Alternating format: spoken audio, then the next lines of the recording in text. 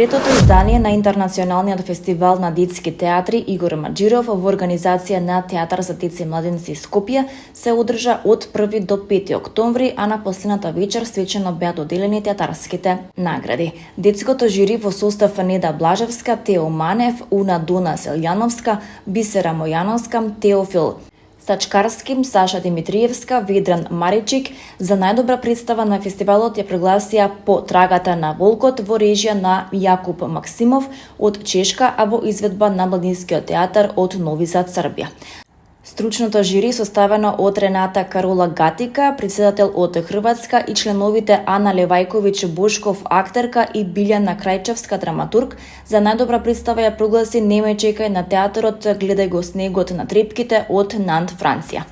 Представата е едно неверојатно патување кое не води низ исклучително иновативни и богати визуелни решенија, преку симпатични и духовити ликови, низ распон на емоции, а најважното е универзалната и секогаш актуелна порака: домот е онамо каде што си ти, домот е секогаш во тебе, образложи жирито.